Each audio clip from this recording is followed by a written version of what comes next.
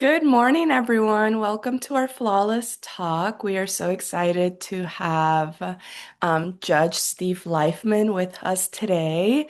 Judge Steve Leifman is a retired Miami-Dade County Court judge who is continuing his advocacy work through the Leifman Group. Judge Steve Leifman, thank you so much for joining us today. We're so honored to have you. Thank you, and thank you for the opportunity to be here. Absolutely. We would love to start our conversation with our usual "How are you really?" So this is an opportunity to go beyond a just good, but know how you are really doing today. Well, thank you for asking. It's very thoughtful. I'm really doing well. Probably traveling a little bit too much. Got back very late last night from Houston. But for the most part, doing great. So thank you. Hope you are as Absolutely. well. Yes, thank you so much. So our first question is we're going to start at the beginning. So we would love to know what first drew you to law school and becoming a judge. I think I'm one of those very lucky human beings. I knew I wanted to be a lawyer when I was 7 years old. I never looked back. I never wanted to do anything else, and was thrilled when I got into law school and thrilled to become a lawyer. I will tell you, I never aspired to be a judge. It was kind of came as a surprise. I got a call one day from the one of the administrative judges of our court.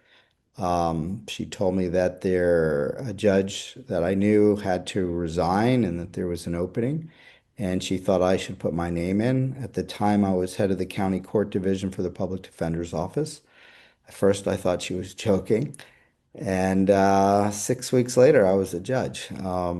I went through the judicial nominating process. My name was sent to the governor. And I was selected on my first round, and I realized I wasn't as smart as I thought I was because I don't know why I didn't think about being a judge beforehand, because it's turned out to be a phenomenal career and really a one in a lifetime opportunity to do some real good. So it worked out great. That is awesome. As a law student, I really connect with that idea of sometimes you just know you want to be in the legal world, and I'm so glad to hear that it's a very rewarding career and It is, process. it's a very noble profession. It can and should be. And so I wish you the very best, and I hope you have half a good as career as I had in terms of how much I enjoyed it, and you'll be very happy that you followed through and went through it. Law Thank you. school's law school's the worst part. It's good to know that it gets way better from here. Yes, it does. We're also really interested in knowing at what point did mental health become a major focus in your work?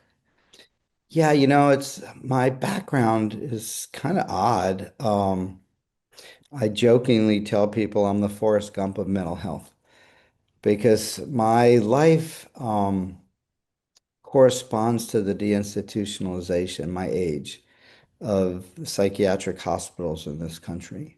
So when I was 17 years old, I was an intern for a state legislator in Florida, an amazing man by the name of Bob Graham, who went on to become our governor and U.S. senator. And at the time, he was a state senator, and he had received a letter from the then editor of the Miami Herald about a young man who was at our local state hospital. This is like 47 years ago. And back then, the hospitals were horrible. They were snake pits. It was really like the movie One Flew Over Cuckoo's Nest. They were horrifying. And somehow, so the letter came from the Miami Herald and it was about this young man. And they thought maybe there was abuse going on and that he didn't need to be in the hospital. And his parents couldn't get him out of the hospital. And so they reached out to the editor of the Miami Herald, who then reached out to Senator Graham, who then his staff assigned me to go check it out. And I found the young man that I was looking for. This was way before HIPAA. And they let me look at his files. But when I got to him, he was in all 4-point restraints. It was a scene out of a horror movie. He was way overweight, probably from the Thorazine that they were injecting him with. He was crying and screaming and moaning, and it was horrifying. Um, but what made it even more horrifying is it turned out that he wasn't even psychotic, he was autistic. And it was part of the reason why hospitals got shut down. Um, while I was there, it turned out that fortuitously there were a group of advocates checking out the facility that day.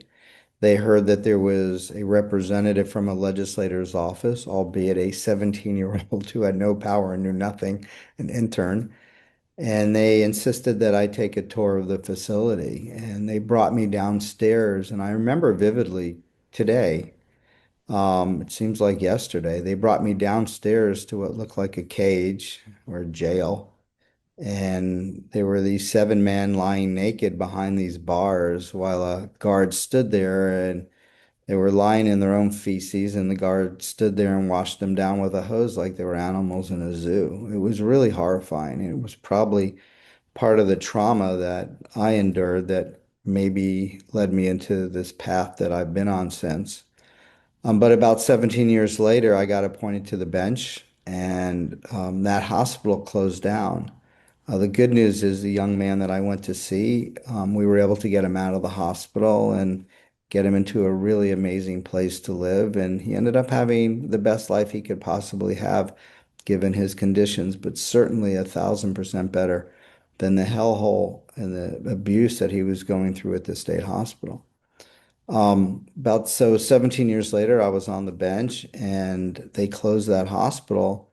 Um, and a lot of those people that had been in that hospital ended up in our jail.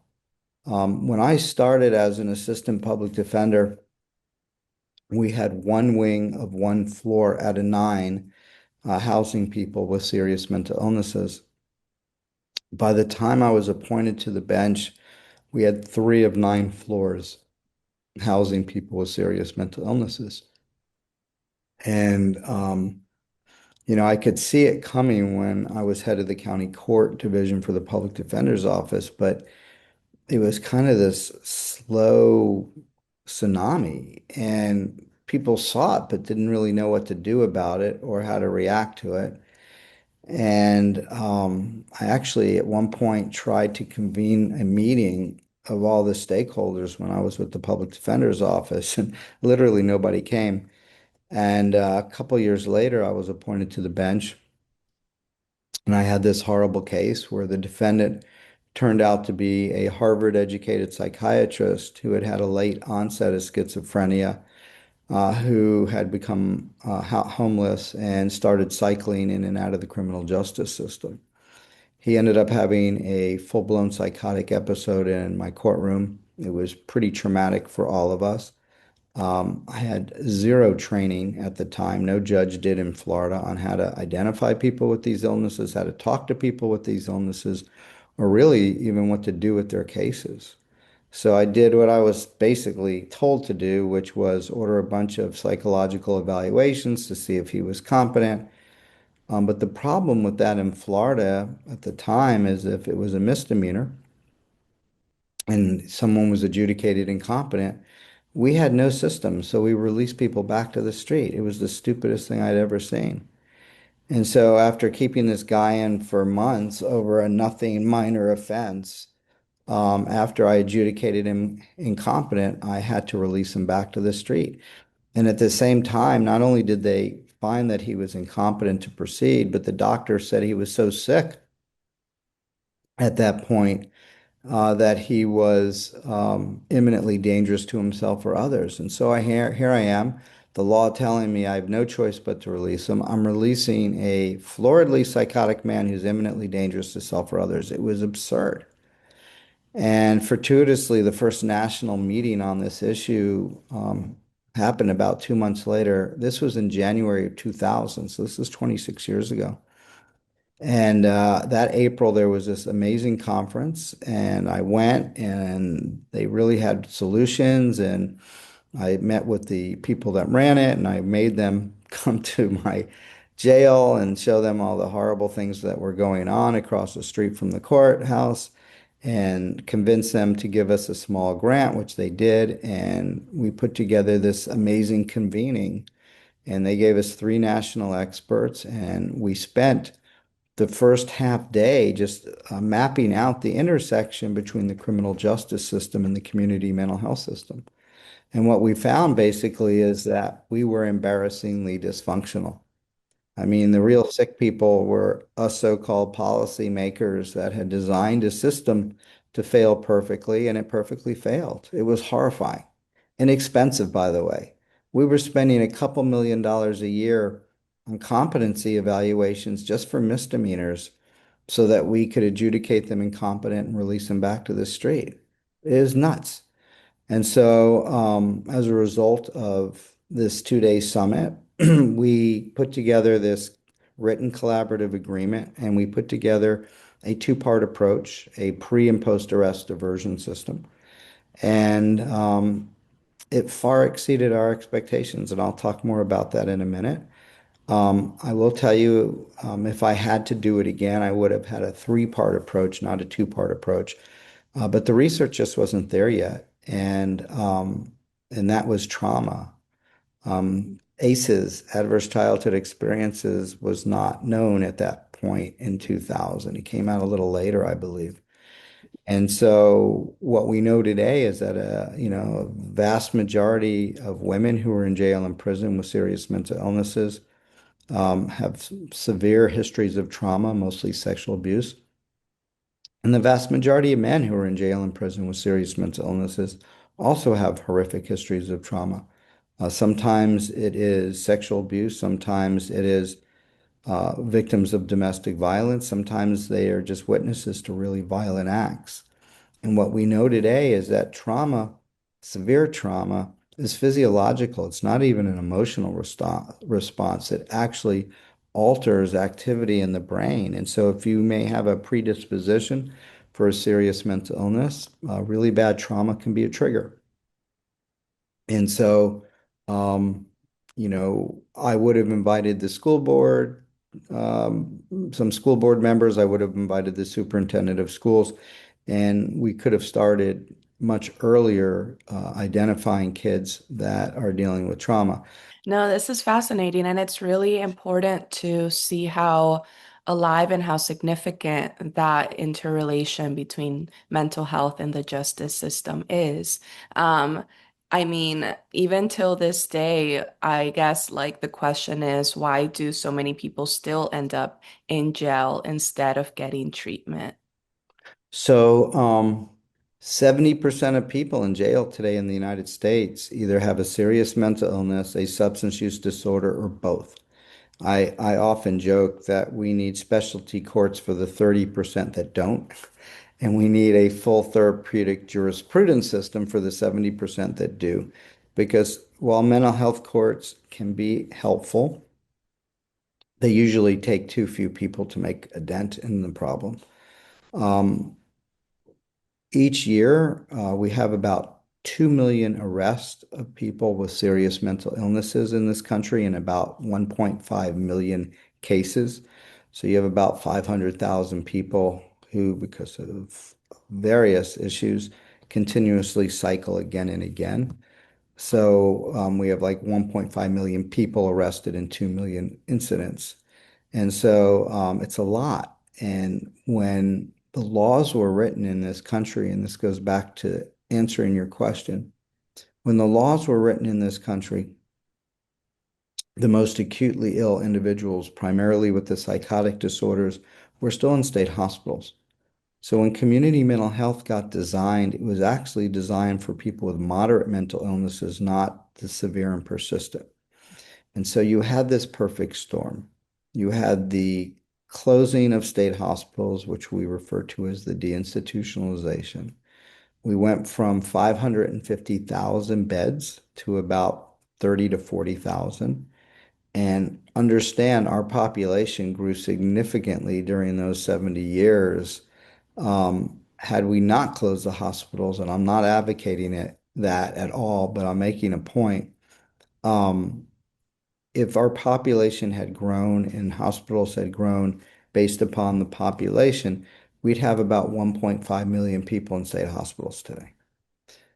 Yet we have about 30 to 40,000 people, and we need more. We don't need 1.5 million, but we definitely don't have enough today. So you have this perfect storm. You have deinstitutionalization.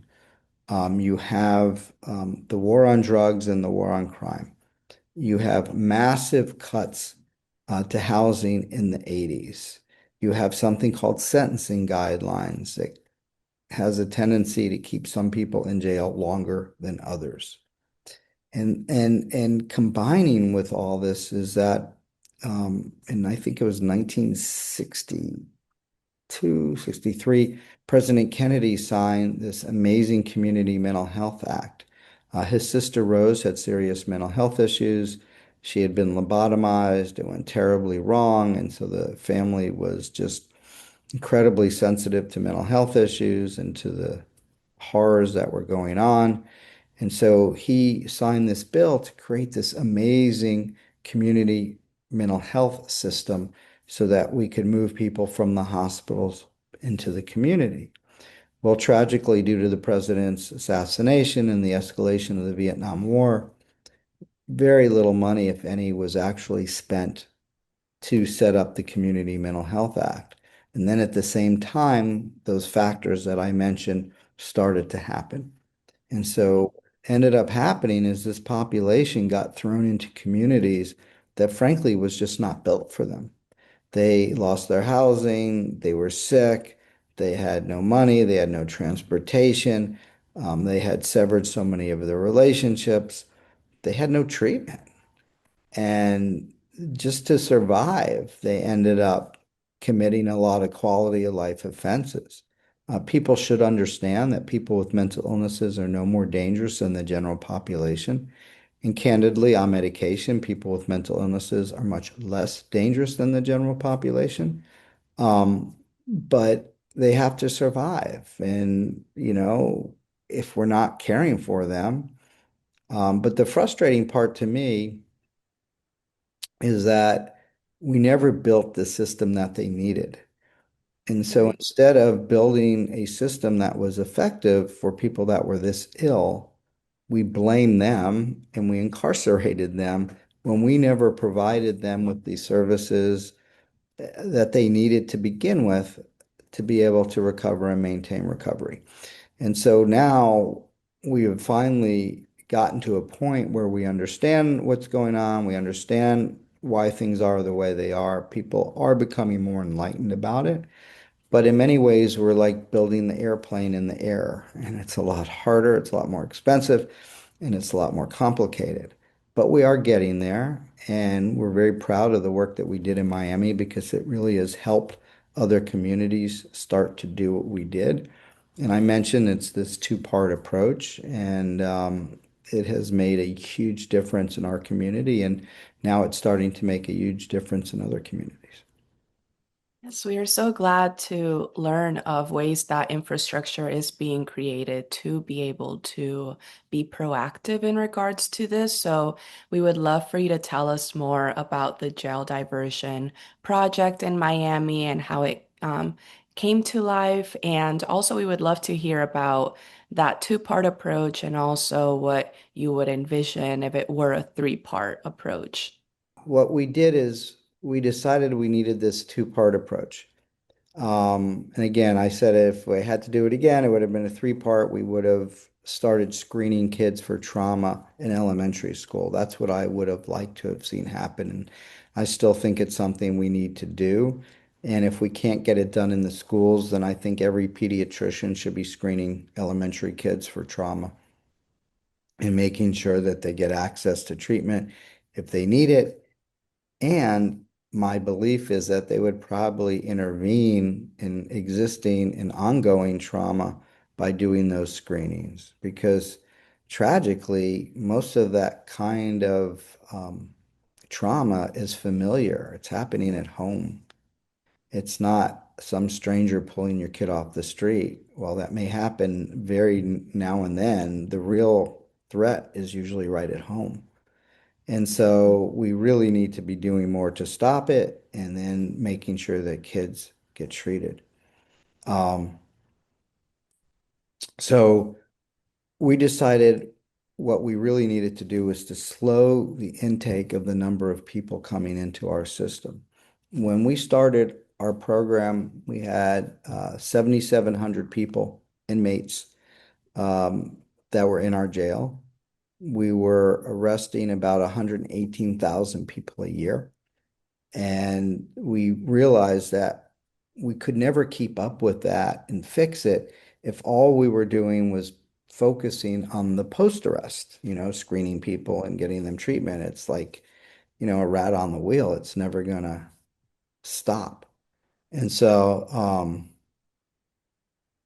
we decided that we needed this two-part approach. And the first part was pre-arrest diversion. So we looked around the country and we found what we believed to be the very best at the time system that came out of Memphis, Tennessee, called Crisis Intervention Team Policing.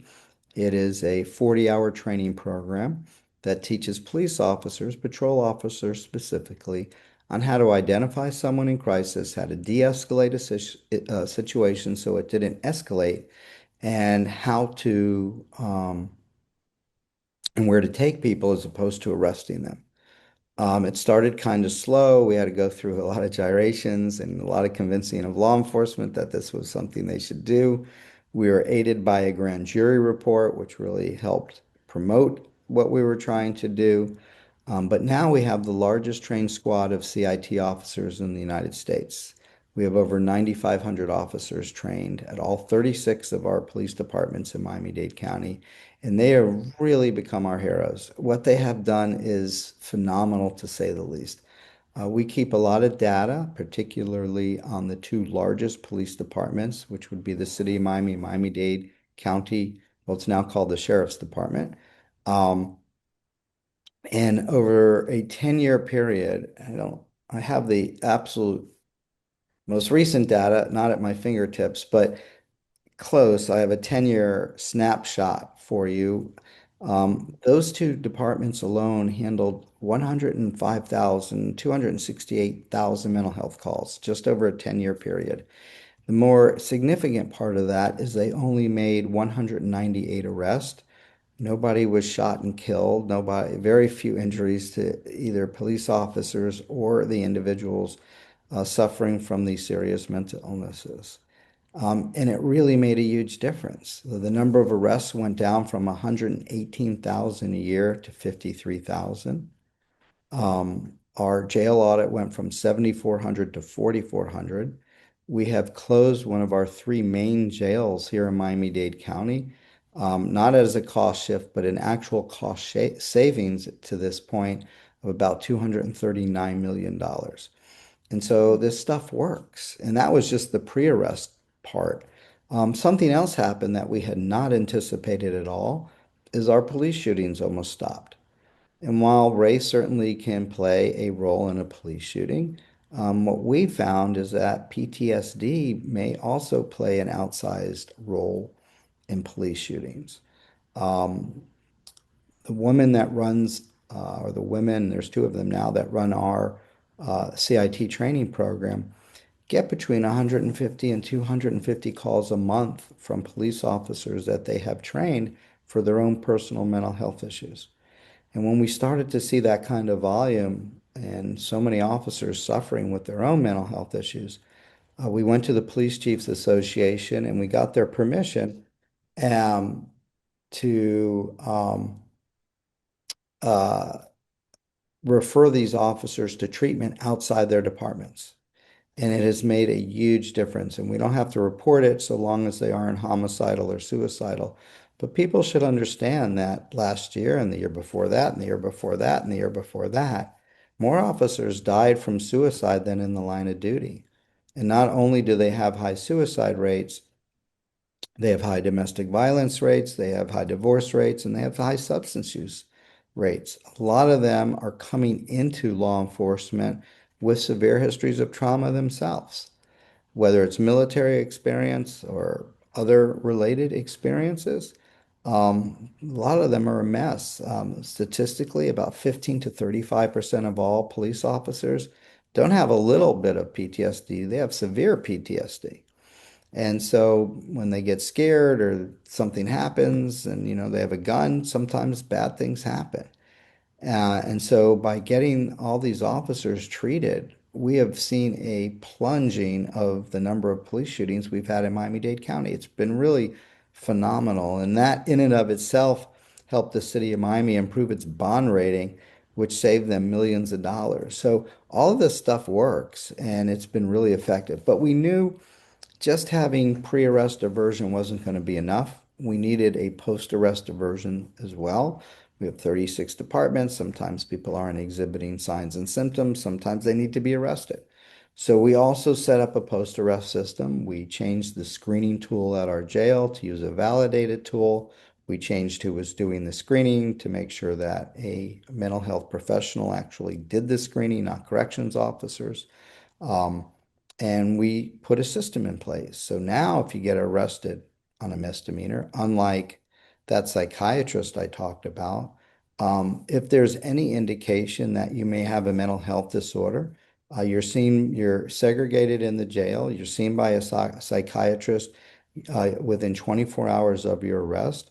If you meet criteria for civil commitment in Florida and it's a misdemeanor, we do a screening to make sure you have no communicable illness. It takes about 3 days. And once you're cleared, we physically transfer you from the jail to one of our crisis stabilization units. And because they're on criminal holds, the 72 hours under our civil law does not apply. So we usually set the case, the cases in about 2 weeks, which really gives this population an opportunity to stabilize, feel better, start to take medication. And then once they begin to stabilize, a member of our staff goes and meets with them and offers them voluntarily the opportunity to come into our program. And if they agree to come into the program, which most do, they don't get rebooked to jail.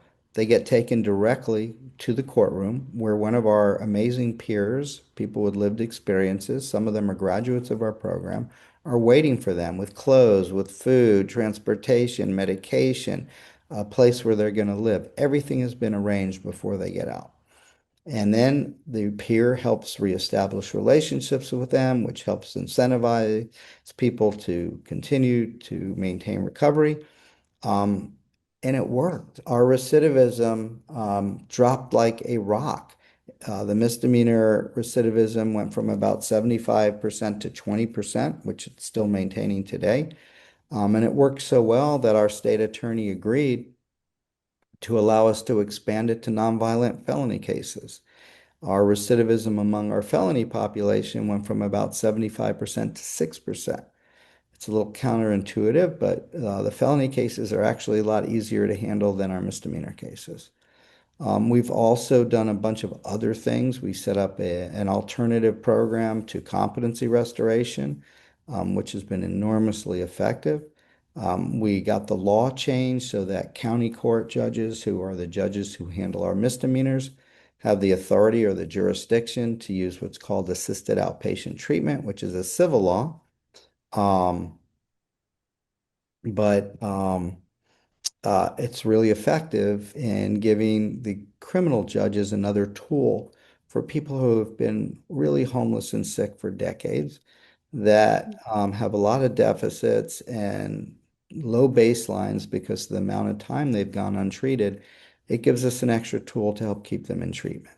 One thing a lot of people don't understand, and this is more recent science and research, but we know today, and this is way after all of our civil commitment laws were written, is that the longer it takes someone to receive treatment who's in a psychotic episode, the more permanent damage may be done. The gray matter gets destroyed.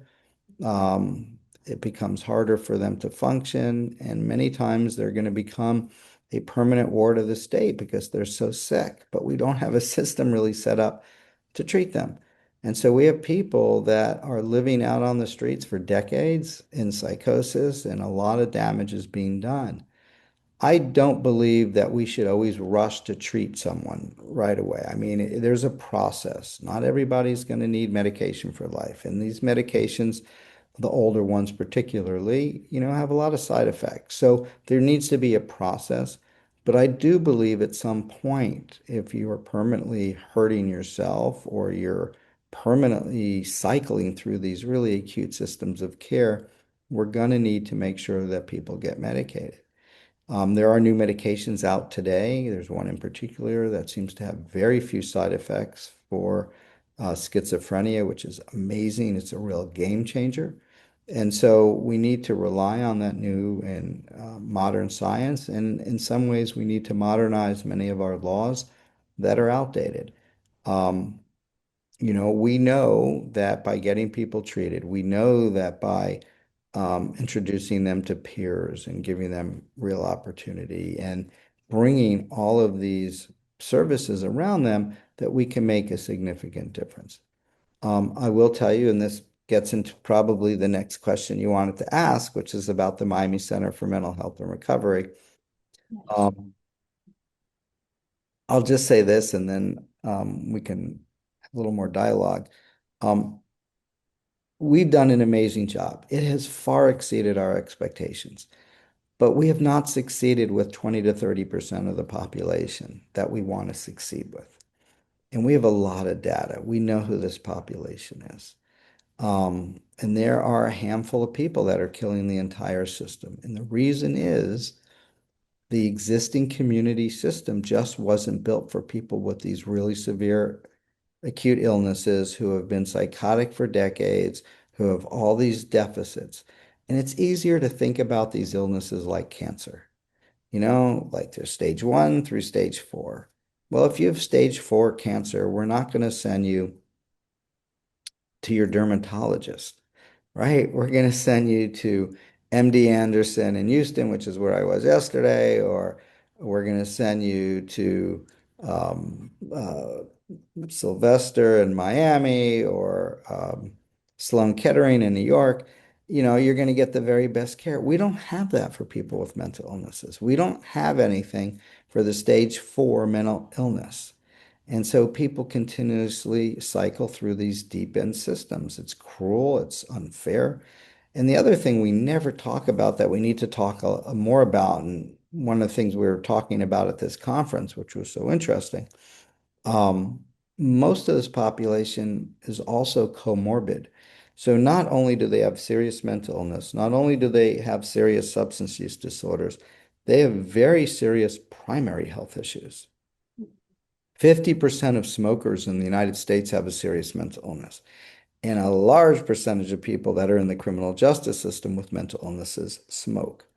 And there's a reason, because one of the side effects of psychosis is it often depletes your dopamine levels and you just feel terrible. So if you run or jog or work out, you get that nice dopamine high when you're doing that. Well, this population never feels good because they are lacking dopamine.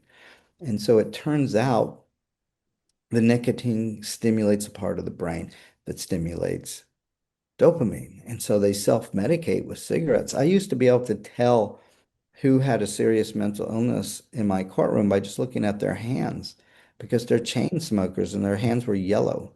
And they get a second of a dopamine hit when they smoke. But the problem with that is they get very sick. And when they go to jail, the county is 100% responsible for paying for their medical costs. The real cost for this population isn't necessarily their mental health cost, it's their primary health cost. And when you're in jail, there's no Social Security, there's no Medicaid, there's no insurance, and so the county has to pay the cost. And so we have this very expensive population. Like I was saying earlier, we're pretty sophisticated here in Miami.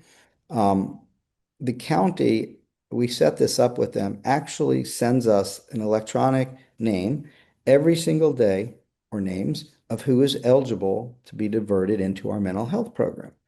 And so as we're getting ready, hopefully to open this new facility, we're like, okay, we want to focus on the people that are the most expensive and going through the system the most. So I said, okay, let's look at this list we have. Um, And it's based on where the person is in jail, because if they're in a particular cell, they have a serious mental illness. It's based on their charge. And so you have to be eligible, and they can't have more than 4 felony priors. We're trying to, we want to make sure we, protect public safety at the same time. So we went back and we looked at our list. There were 16,400 people on that list over the last 5 years. That's two-thirds of our county's jail. They spent $1.2 million, excuse me, they spent 1.2 million days in the Dade County Jail over 5 years. They cost taxpayers over $414 million, and we got nothing for it. Now, our building's big, but it can't take 16,000 people at one time. So I said, okay, let's look at everybody who's on the top 1,000. And it was basically anybody that had been arrested more than 5 times over this 5 year period. Well, we narrowed it down to these 1,000 people. They spent 317,000 days in the Dade County Jail over 5 years. 1,000 people. And they cost $117 million. And so that's the group that you want to start with moving into our facility. Because once they come in, they qualify for Medicaid. And the building, what makes it so significant, it has every essential element of recovery in one location. So there's a receiving facility, there's a locked crisis stabilization unit, there's a locked short-term residential facility within the building, which is programmed for up to 90 days. It has a primary clinic, a dental clinic, an eye clinic, a podiatry clinic. It even has tattoo removal. There is because people always like, why do you have tattoo removal? Because unfortunately, sometimes when you're psychotic and stoned, you do silly things like tattoo dirty words on your forehead, and it's hard to get a job. So we want to help people get jobs when they get out. It has a courtroom so we can manage criminal and civil cases. It has a culinary supportive employment program. It has a computer lab. You'll be able to get a GED and a college degree there. It has horticulture, art classes, a salon, and even will have a kennel so that we can keep people's animals at the facility, and we can teach people how to work in that field to work with their pets. So the idea is to not just discharge people and kick them to the curb once we've adjudicated their case, but to gently reintegrate people back into the community. Now, the building also has up to 208 beds of housing. And so people can live there for up to a year, although we don't want them to live there that long because we need to keep people moving. But it does have the ability to allow people to stay there. It also has what's called the living room model. So if you don't necessarily meet criteria under civil commitment, but you want to stay there voluntarily, we have a program that is a program that encourages people and engages people to take treatment eventually. So it has all of these services in one place. The voters overwhelmingly voted for this through a bond issue in Miami-Dade County. We have now spent $52 million to get it built. It's absolutely beautiful. And we're ready to open it. We have a certificate of completion. It's gorgeous. It has kind of an anti-linoleum policy because we want people to feel welcome and warm there. We want people to want to stay. We want people to want to get treated there. And again, it's for this really acute population. The problem is this acute population doesn't really have a great constituency. They don't vote, they don't go golfing with politicians, they don't give contributions. And we have run into some surprising and very disappointing resistance from a couple of our newer county commissioners that we did not expect. This project has been going on for 20 years. We've had nothing but pretty much unanimous support for it. And oddly, just before we're getting ready to open it, we have some opposition that we didn't expect. The building, we need no money from the county for the first 2.5, 3 years. We have federal dollars set aside for it. We have opioid dollars set aside for it. Um, And, there's just no reason that they don't open it. Um, University of Miami has this great population health department. They're going to be studying this.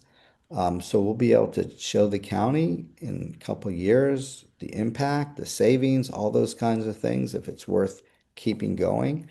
But we're getting resistance.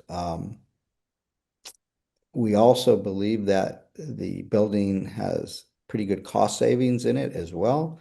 And all of these things combined should give people the reason to do it. I mean, why do you want to continue to allow people to cycle through these expensive systems of care? It's cruel.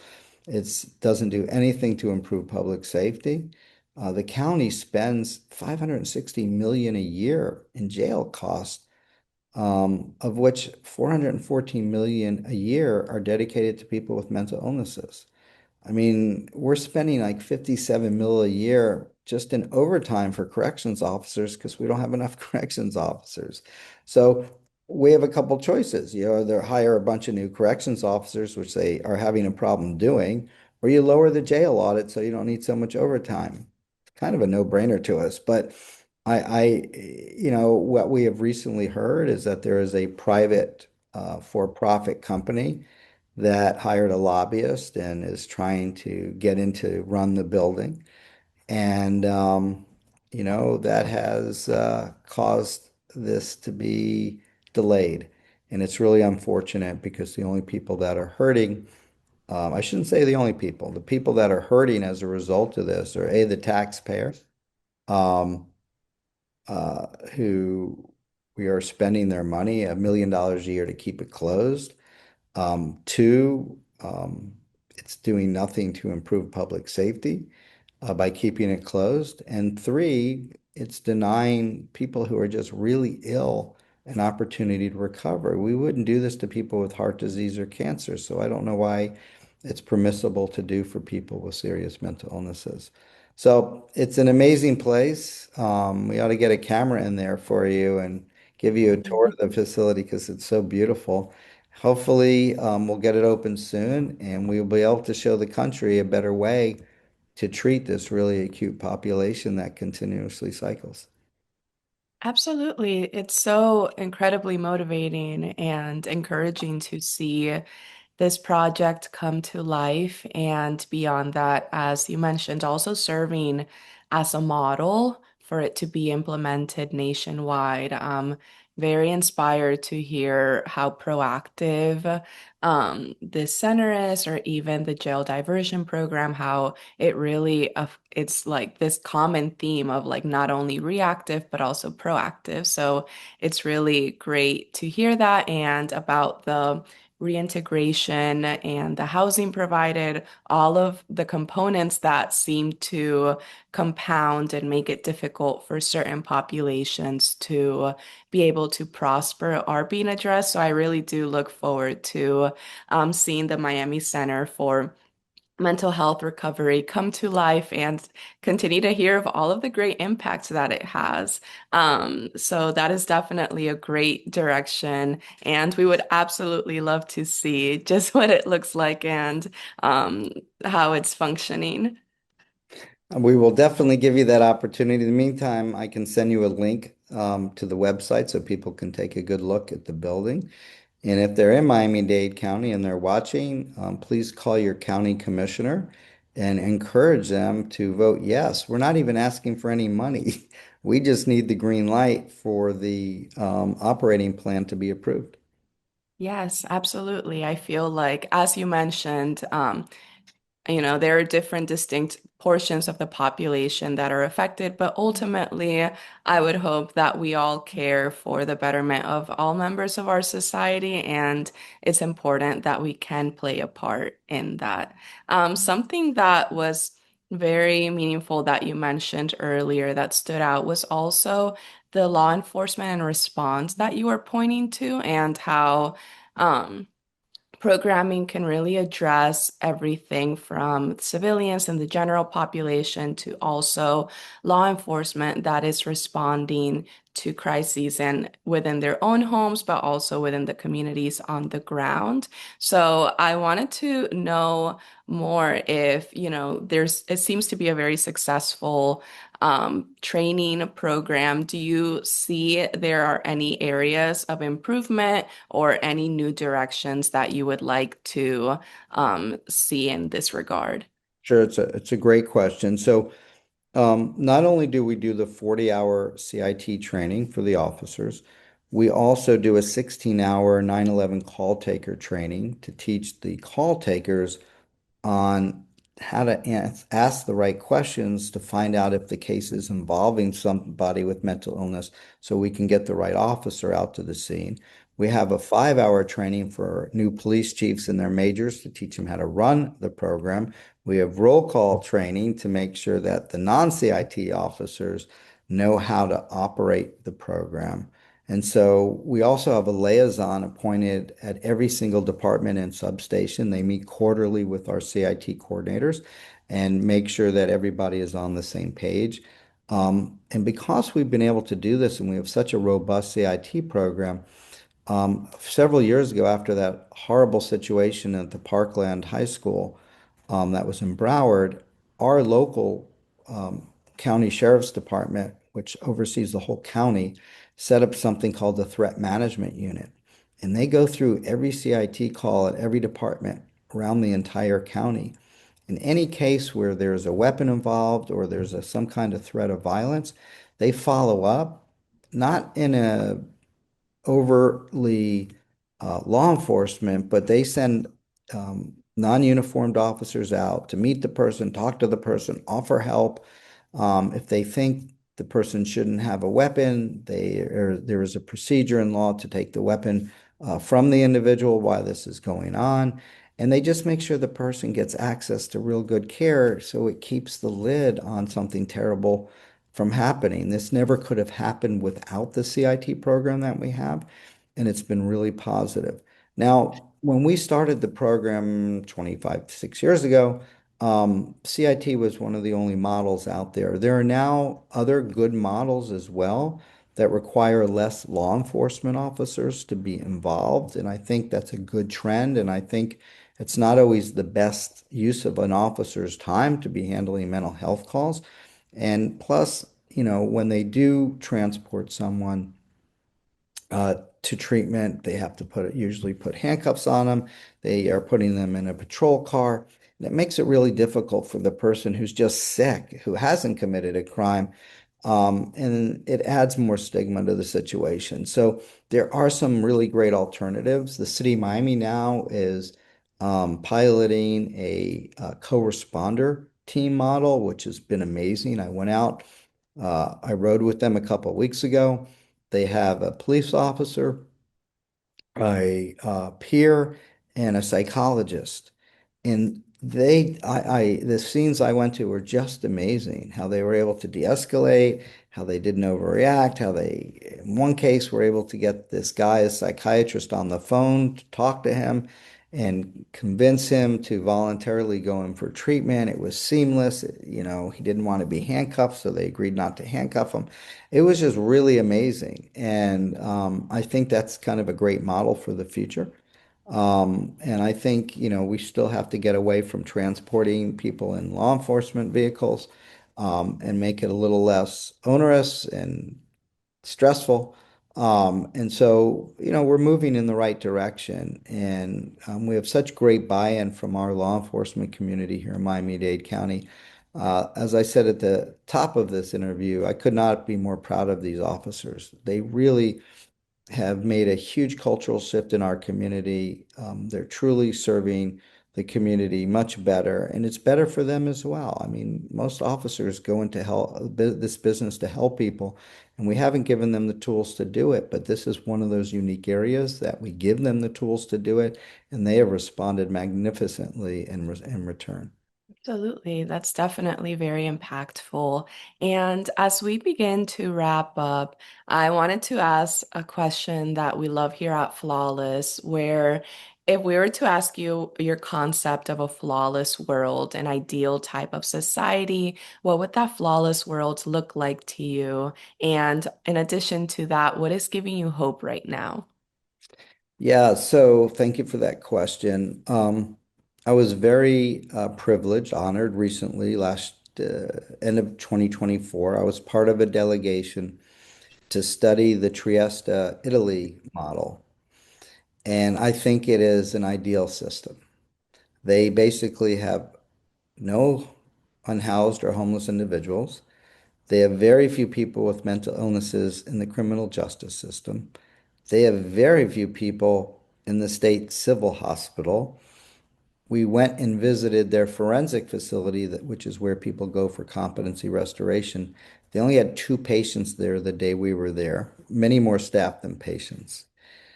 They just do it right. They don't wait. When there is a crisis, they don't send a police officer to the scene. They send a psychiatrist. And if the psychiatrist can get the person on medication and stabilize the situation while the person's at home, they do that. And then they assign case management to follow up. If the person is too sick to stay home, they don't file a petition for civil commitment right away, even though their civil commitment laws are much more liberal than ours. It's based on need for treatment. It's not even imminent dangerousness to self or others. And the doctor, excuse me, and the judge isn't the one making a decision. The mayor makes a decision. And so it's really easy to do if they want to do it, but they don't do it. Instead, what do? They get the person housed in really nice housing in an apartment, and they assign three case managers to cover this person 24 hours a day, 7 days a week until they're stable. And once they're ready to move from an oral medication to a long-lasting injectable medication, they give the person the shot. And so they stay stable longer. And then once they start to really work on the recovery, they don't let them sit around at home being depressed and smoking. They get them working right away. They turn the civil hospital into a um, basically a workforce supportive employment program.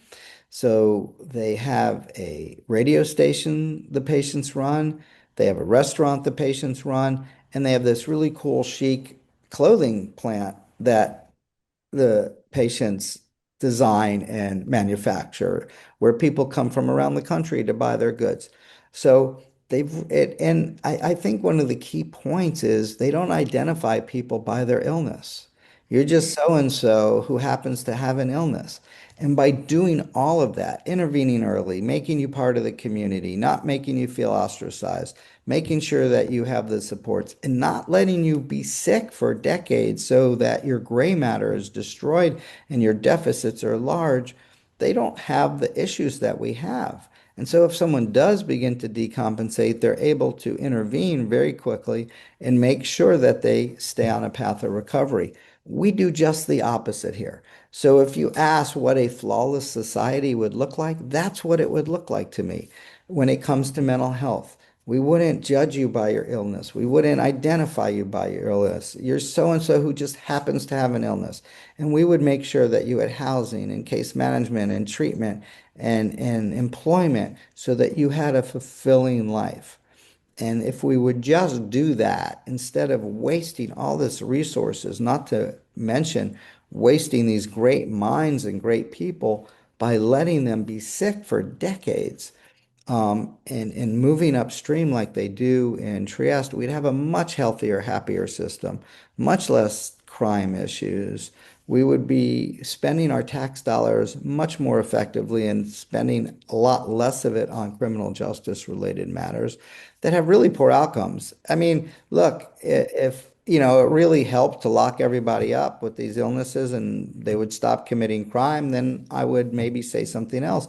But it doesn't work.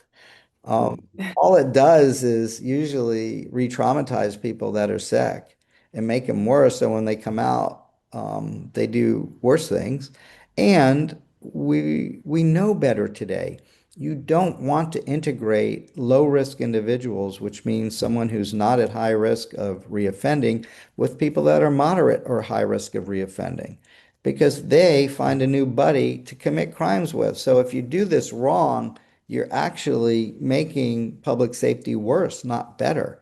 And people, systems aren't sophisticated enough to do that. So in many ways, we make things worse, not better in this country by not following the fidelity, and making sure that we're using these evidence-based practices.